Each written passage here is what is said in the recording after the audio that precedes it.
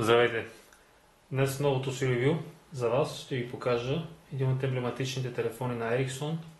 Това е Ericsson R310S. Излязъл от 2000-та година. Това е първият света смартфон, но той е наименован като смартфон, защото преди него има други смартфони, но те не са били наименовани като такива. Затова Ericsson използват тяхната стратегия, за да анонсират този телефон като смартфон. И първият в света. Преди него, преди Ericsson, са излезли два телефона, които са смартфони. Първият в света истински смартфон, това е IBM Simon, който е излязъл в 1994 година. Но аз не го притежавам, понеже той е супер труден за намиране, като има огромна колекционерска стойност, защото е първият в света.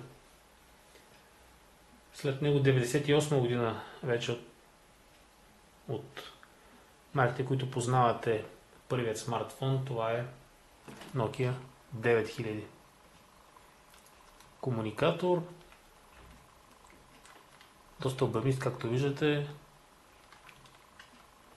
Това са две части.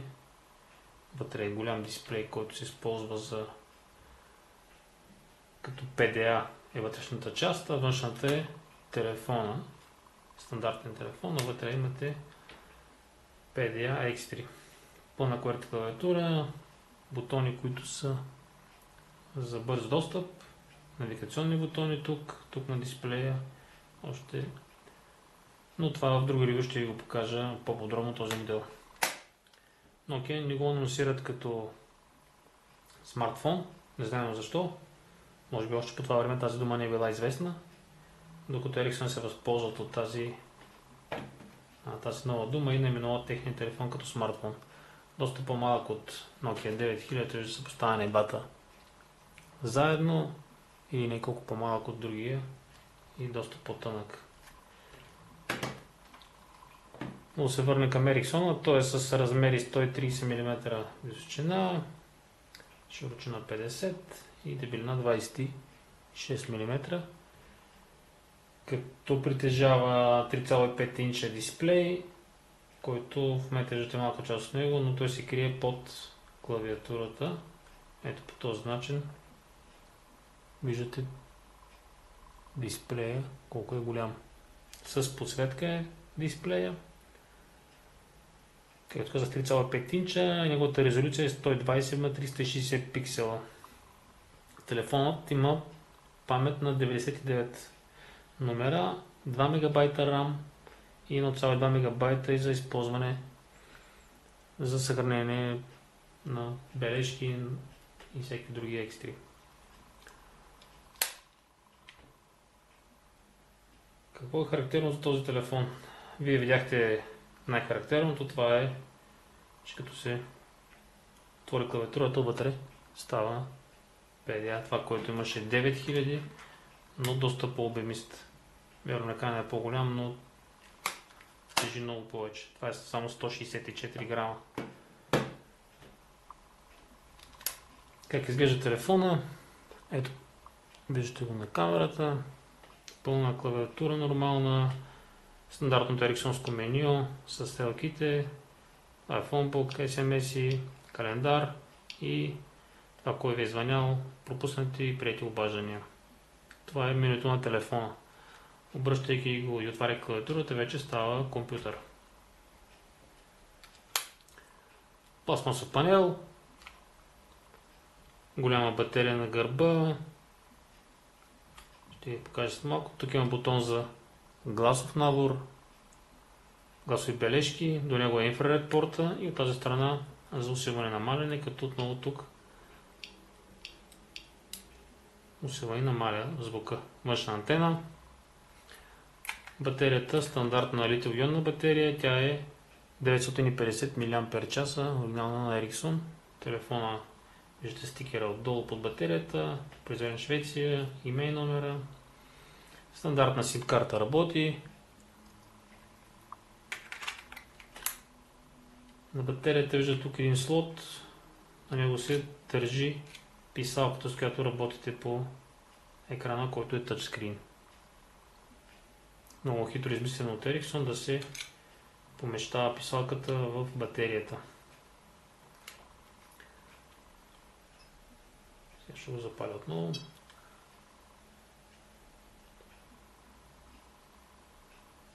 Стандартната икона за започване на Ericsson.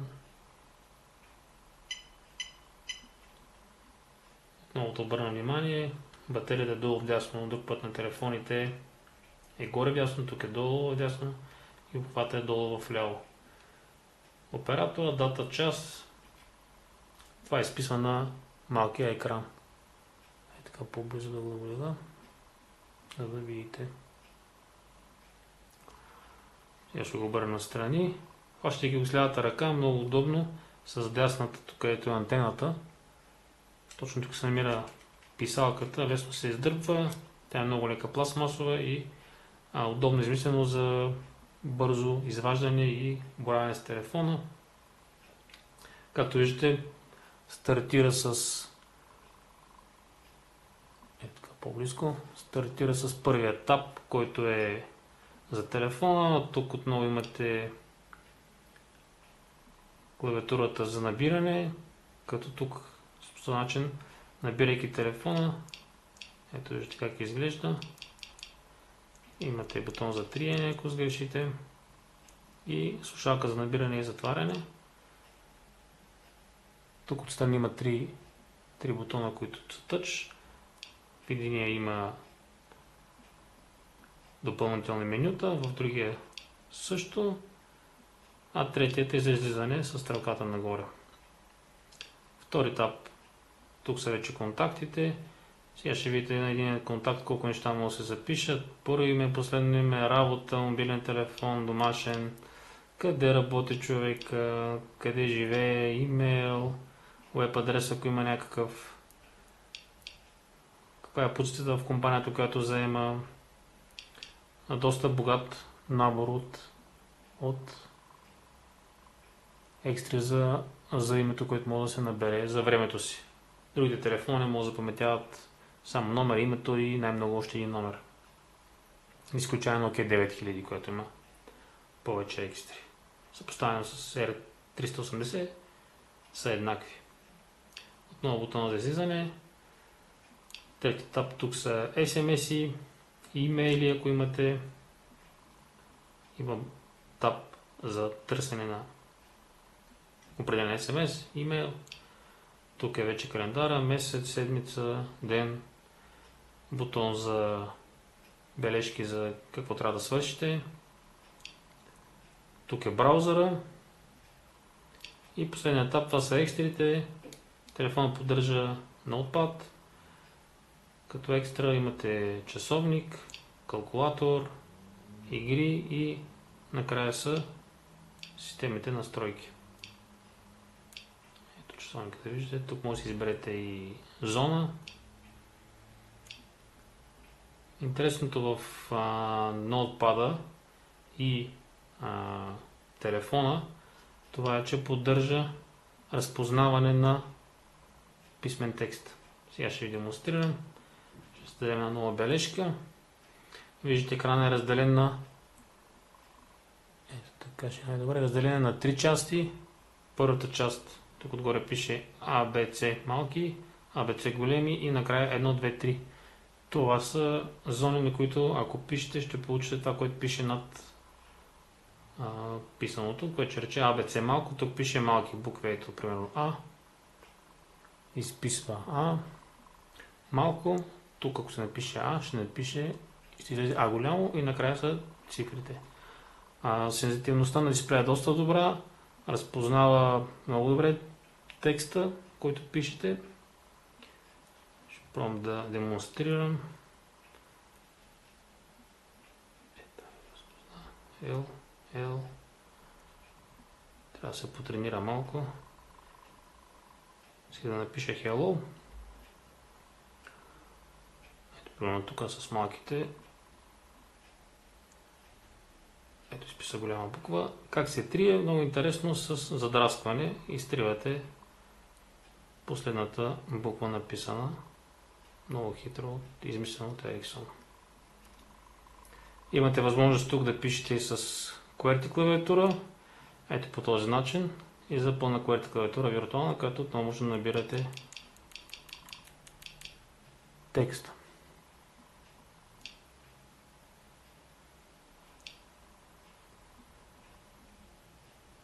Какво като екстри мога да ви кажа за телефона? Най-важното е да запомните, че телефона е с операционна система Epoch, измислено от фирмата Psion, които по това време правят PDA устройства. Разработено от, както казах, Epoch от Psion, които в последствие стават Symbian и Epoch системата става основоположник на Symbian, говори се Symbian операционна система. Телефона като X3 има Web браузър 1.1 версия, POP3 има протоколи за имейл, календар, както видите ноутпада, инфрареда ви показах. Поддържа гласови бележки, също така има спикерфон, игри и вграден модем. По същото време, когато е излязъл Ericsson, няма конкуренция от познатите за нас марки. Единствен конкурент, както казах, е Nokia 9000, но тя излязла преди Ericsson. И 2001 година Motorola варят този модел Motorola Compre 008. При него има една Motorola, която е 009. Това също е PDA с телефон, с тъчскрин, както и 009, който е преди този. Аз него го нямам. Но Motorola 2001 година имат конкурентен модел на R380 като модел. Този съм го ставил Alcatel, иновативен е. 98 година заедно с Nokia. Това е първият тъчскрин за познатите за нас марки. Alcatel, тъчскрин.